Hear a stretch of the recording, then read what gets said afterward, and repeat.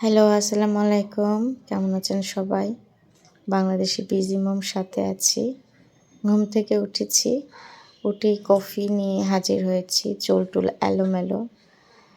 তো সকালবেলা কফি না খেলে মানে কাজের প্রতি একটা অনীহা কাজ করে। মাথা ঝিমঝিম করে, চোখে ঘুম লাগে।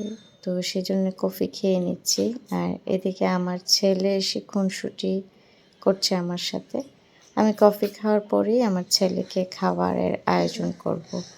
তো তার আগে এখানে একটু খেলতে দিয়েছি, কারণ সকালবেলা রোদ এসে বিছানায় পড়ছে। আর ওইদিকে ওড়নাটা যে দেখছেন, এটা হচ্ছে গিয়ে একটা অল্টারনেটিভ কিছু। এখানে আমার ছেলে ধুল খায়। তো কফি খেয়ে ছেলেকে খাইয়ে এখানে চিংড়ি মাছ ভিজিয়েছি। আজকে লাউ দিয়ে রান্না করার ইচ্ছে আছে। আর ২-৩ দিন আগে আমি একটা সারপ্রাইজ গিফট পেয়েছিলাম আমার বরের কাছ থেকে। তো এই ফুলটা দেখেন একেবারে চুপসে গিয়েছে। এখন ফেলে দিতে হবে ফুলটা। তো মায়া লাগছিল, তারপর রেখে দিয়েছি। দেখি কখন ফেলতে পারি। তো কফি-টফি খেয়ে সব কাজ সেরে চুলটা আঁচড়িয়ে নিচ্ছি। কারণ চুল এলোমেলো থাকলে কেমন জানি লাগে নিজেকে। তো দেখছিলাম যে অনেকটা ড্রাই হয়ে গিয়েছে। তো আজকে চুলে তেল দিব ইচ্ছে আছে। তো তার আগে সুন্দর করে আঁচড়িয়ে নিচ্ছি। আর সেই সাথে আপনারা তো আমার সাথেই আছেন।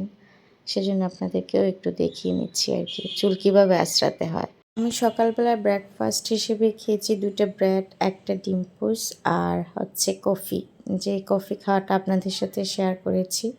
আর এখানে আমার বরের জন্য রুটি বানিয়ে নিয়েছি। আমার বর সকালবেলার নাস্তা হিসেবে রুটিটা বেশি প্রেফার করে।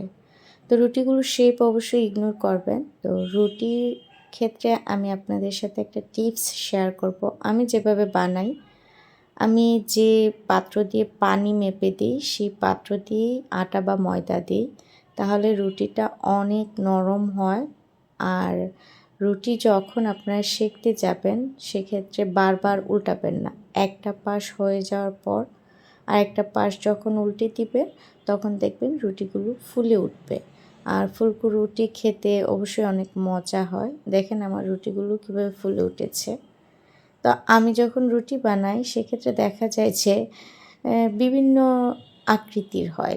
অনেকটা গোলাকারও হয়, আবার অনেক সময় দেখা যায় যে সেটা অন্যরকম হয়ে যায়, যেগুলো তো আপনারা দেখলেনই।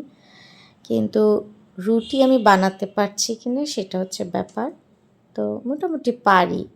আমি যেহেতু হাতে বেলে করি তাই বিভিন্ন শেপের হয়। আর যদি মেশিন দিয়ে করা হয় তাহলে তো অনেকটা সুন্দর আকৃতির হবে।